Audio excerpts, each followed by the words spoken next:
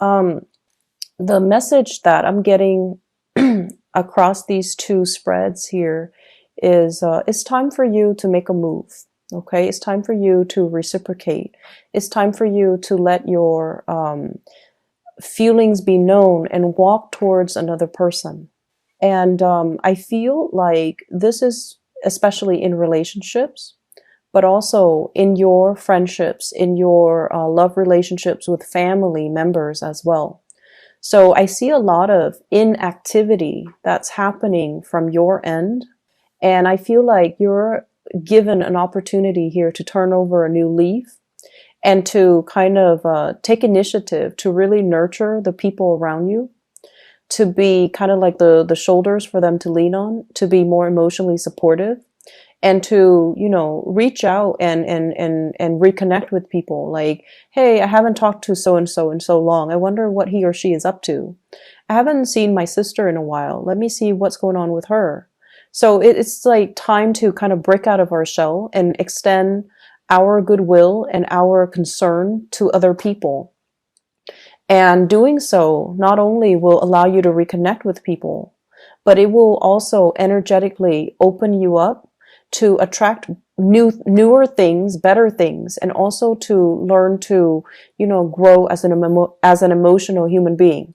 And I'm finding myself stumbling over a lot of words in your reading. So I feel like this is not something that you have done in the past, and this is not something that you're comfortable doing. But I feel like taking that initiative and really extending outwards it's going to help. Okay, it's like the time for you to do that is now. So don't sit around and wait for things. It's really important to be the one to take initiative and to reach out. In your relationship sector, we do have two people that I'm seeing here. The first is the earth sign, a Taurus, a Virgo, or a Capricorn. And this is a person that might find you to be a little bit intimidating because they feel like you have a lot of suitors. They feel like you're a little bit flirtatious. And they also feel like they like you. There's attraction. I'm seeing that, and they're looking at you. But they're like, does this Libra person want a relationship? Do they have what it takes to stick around when times are tough? Do they have the inner strength and the resilience? Or are they all fun and games and, you know, here today, gone tomorrow? So I feel like somebody is questioning whether or not you have what it takes to be a serious relationship partner, whether or not you're going to hang around and be with them through thick and thin, and whether or not they can rely on you, and whether or not, you know, your intentions, your feelings are deep and not just superficial. And the character you're dealing with, the person you're dealing with here, is Earth sign, Taurus, Virgo, Capricorn, Sun, Moon, or Rising. This is someone who's very financially stable. They're self-made. They've had to work really, really, really, really hard. Okay, 10 of Wands, hard work, dedication. This is not somebody that's born into money, that inherits things from mom and dad, that had like, you know, things handed to them on a silver platter. Everything that they have accumulated in life, they've accumulated through their sheer determination, their hard work, and their dedication. So I might even say this is a person that prides themselves on being able to be, to keep their words, to be where they say they're going to be. And they take life in a very, very serious manner. And I almost feel, in a way, if you are attracted to this person, which I feel like you very, very much are, you show up here as the Nine of Cups. Things came easily. And if they haven't come easily, you have a lot of choices. You have a lot of options. You have a lot of suitors. And life for you is very lighthearted, very airy. And, you know, it's like, why so serious? And there is definitely opposition that I'm seeing in this potential for a union. It can work out, but the way that they see you is they feel like you're a little bit frivolous. They're very attracted to you. The Nine of Cups is a really beautiful card that indicates someone who has a really generous heart. They give of themselves, and they make conversations very easily with a lot of people. They can connect to and talk to people from all walks of life, people generally really like them. And so you embody all of these really positive traits. But at the same time, the person you're dealing with, they're very, very serious minded. They're very work oriented. They want to get things done. And when they communicate, they err on the side of productivity. Let's just have this conversation so that we can get to the bottom of things. So they're not, right off the bat, warm and cuddly, and they don't like to shoot the breeze just to talk. And so they feel almost like you might not be a suitable match for them because you are not as serious minded as they are. So if this is someone you're interested in, try to make that emotional connection. Ask them more about themselves. Ask them, what inspired you to be in this profession? What inspired you to be in this career? How long have you known you wanted to be like this? What was your life like prior to this? Ask them those questions that kind of hones in on their thought process and hones in on the fact that they can tell you a story about all their trials and tribulations that they have gone through to get them where they are right now, where they're very financially independent. And I feel like it's really going to help you attract this person, and it's going to help change the mindset of this person as they view you. If this is somebody that you're interested in, you want to kind of like bring them into the fold with you, this is a strategy that you can enlist, okay? Because I feel like they see you as someone who's not very serious. And as a result of it, they're not at a point where they're making any types of offer. I feel like you're dealing with someone who's really, really attractive. Very, very, very incredibly attractive. And funnily enough, from your end, I feel like you're thinking, why do they work so hard? Why are they such a workaholic? Why don't they enjoy stop and smell the roses? Why don't they take it easy? And you look at them, the person that they are right now, and you're like, they're very financially stable, very financially solvent. And, they're kind of like at the peak of their career. Everything seems to go their way, but you fail to understand everything. You don't see this, the struggles behind the scenes, everything that they have to get their hands dirty doing in order to get them where they are right now. You fail to see this. And try to get to know this aspect of the other person, that not that they're trying to hide it. This is kind of like their pride and joy. This is something they keep very close to their chest, because through the struggles, it shows them how strong they are. And they take really great pride in the fact that they've been through all of this. And it didn't break them. It made them so much stronger. And so they don't let a lot of people in to this side of their past. And so once you activate this, I feel like you're going to be able to form that emotional connection, and they're going to let you in, and they're going to start to trust you, and they're going to start to see you as a fun-hearted person, but underneath is not all superficial, that there is heart and soul and a really good partner. So I feel like you need to kind of change someone's opinion about you in order to enlist them on their side, on your side, or to make that connection with them. What I'm feeling is, I feel like for many of you, you are definitely coming into this month, or this week at least. I feel like you're in a relationship, okay? What's linked up with you here, Nine of Cups, is the Hierophant. And this is the institution of family, marriage. You might be engaged. You might have a marriage partner. You might have children. You might have, you might be living together. So this is a stable household unit, however you put it. You might be living together with somebody that you're dating. And I feel like if that's the case, the other person feels like they're putting in a lot of the work, and they need help. Okay? So check in with your partner.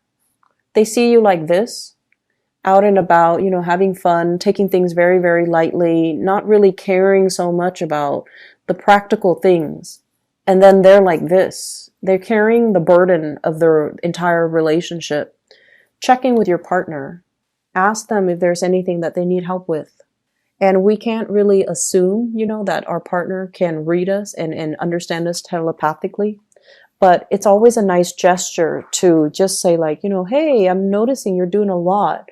Can I help? Can I alleviate the burden from you? Can you? And I just keep seeing this sense of the partner being a little bit resentful. And so try to mitigate the impact of that by asking early on, is there anything I can help with? And, if they're doing like a lot of tinkering around the house, like fixing up stuff, maybe put in the effort to cook. Maybe you don't even need to ask them. You just do it. Okay. And if they're, taking care of the kids, driving the kids to school and driving the kids back, picking up the kids from soccer practice, maybe you shower the kids, like you bathe them at night. And so I feel like there's a disconnect in terms of values here. And one partner is feeling like they're doing all the work and the other person is not. And, once again, the energy can be reversed. But I'm seeing more the partner doing a lot of the work, or the crush, or the love interest. And they're just like, you kind of need to step up your game, okay? Not that they don't love you, not that they don't, they're not attracted to you. But I feel like the weight of the relationship is it's not just about attraction. It's not just about, lighthearted conversation, fun and games. It's about getting our hands dirty and doing what needs to get done. And especially for the people that we love without them telling us. So it's like sensing things on an intuitive level and then going where you are needed or contributing in the best way that you know how. Okay. The other partner I feel that's in the picture, and especially for those who are in relationship, I see here an earth sign, Taurus, Virgo, Capricorn, and then a fire sign, Sagittarius, Aries, or Leo. And this can be, earth sign rising, sun, moon, or fire sign rising, sun, or moon. You have another person here. And I see this fire sign as somebody who's very, very defensive when it comes to their interaction with you. They feel like you joke around too much. And I'm sorry to say that. But the energy is coming in strongly. I feel like you're dealing with people who are very, very serious minded. They're very process oriented. They're very end result oriented. They're very much like workaholics. They want to get things done. They want to do things in a timely manner. They're very efficient. So it's like all of these, type A type of energy that you're dealing with. And I feel like it's polar opposites from you. And so you have somebody that's like very no nonsense, like TikTok, I'm on a clock. And they're coming to you, and I feel like you're not giving them meaningful communication. And I feel like they're just going to be on their way out. They're turning their energy around and they're moving away. And so it's been really hard for them to communicate with you and to feel like you're on the same page. It's been really hard for them to get a straight answer from you and feel like you're on the same page with them. And so I have here the Nine of Wands, defensiveness. Someone who feels like they've been rejected and who feels kind of like on the defensive mode. And they're just like, is it really worth it for me to invest more time and energy into this person? Or am I better off, leaving the picture? So I feel like there are two people here that are in the picture with you. And earth sign, fire signs come out strongly. Once again, the message that I'm getting is relationships, friendships, family, situations, okay? Whatever relationship you're hoping to achieve, it has to be reciprocated, okay? All of these cards are really, really beautiful cards. Emotional connections, following up with people, having like a two-way street type of communication, okay, with the Ten of Cups. There is a great need. I feel like there's a person in your family unit who you might have been estranged from. It shows up here as a water sign, Pisces, Cancer, Scorpio. And this is somebody who's off doing their own thing. You've been off doing your own thing. There's a sense of estrangement and a reconnection, a reconciliation that should be initiated. Okay? If you've been thinking about them, if all of a sudden you're thinking about them, reach out. Don't just sit still with that information. Reach out and see what they're doing, because most likely, psychically, they were probably thinking about you and wondering if you're okay and wondering what you're up to. And they kind of need that reassurance from you, and they kind of need that connection with you. And so because these three cards are really beautiful, it's followed here by the Ten of Swords. And I feel almost like relationships don't happen in a vacuum. There needs to be reciprocity. There needs to be this back and forth, reconnecting, catching up. Let's plan lunch dates. Let's, we're both busy people. We're both busy with work, with family, with love relationships, with everything else that's going in our lives. But I value this connection. So let's make an effort once a month, once every 2 months, to meet up, and so that we can catch up, because I value our friendship. I value the person that you are. I want to make sure you're okay, and I want you to update me on some of the things that are happening with you, so that we can have a true emotional connection. It's a two-way street.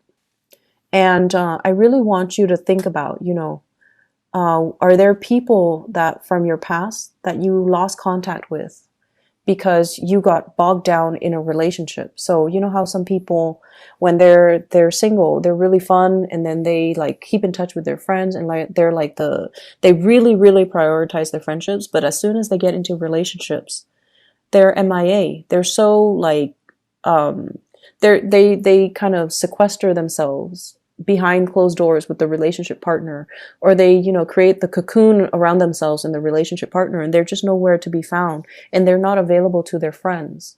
I see this energy coming through like that, and I feel like it's something that you might not be aware of, but it's something that your friends have told you, friends, family even. So make the effort, reach out. Things don't happen,